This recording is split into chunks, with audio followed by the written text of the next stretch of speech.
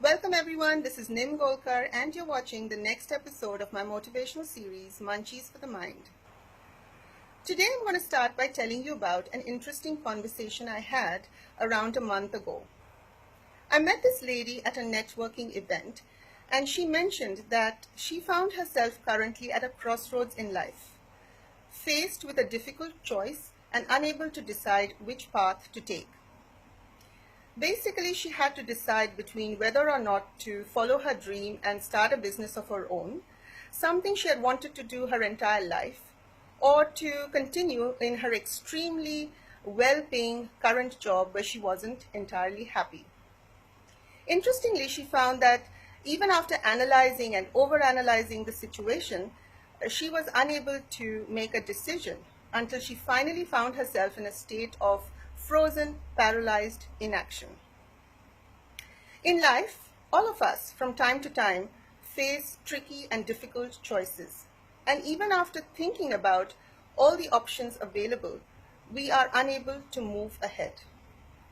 Some of the reasons for this are a fear of failure, a fear of what people might think, or maybe a fear of making the wrong choice, and of course, a fear of the unknown.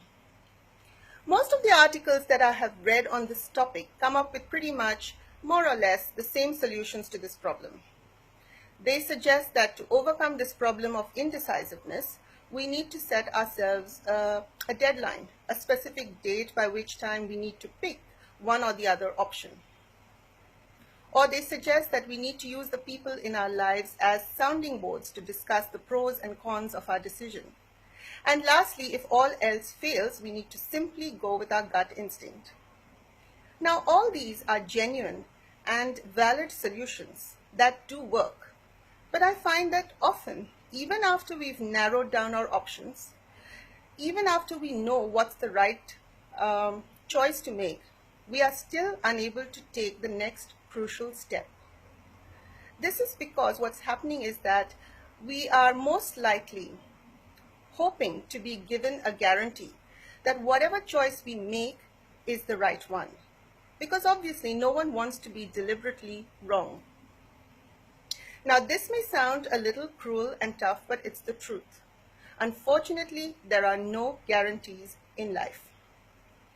So once you've done all your research, once you've narrowed your options, once you've discussed the pros and cons with all the significant others in your life, really, the only next thing to do is to simply take a deep breath, pick one option, and run with it. If you fail, and chances are you may, at least you now know which option does not work.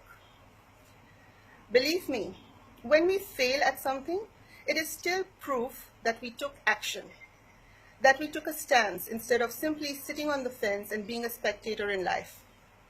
After all, the knowledge that we were brave enough to take action is 1,000,000 times better than endlessly analyzing our situation that only leaves us in a state of limbo forever.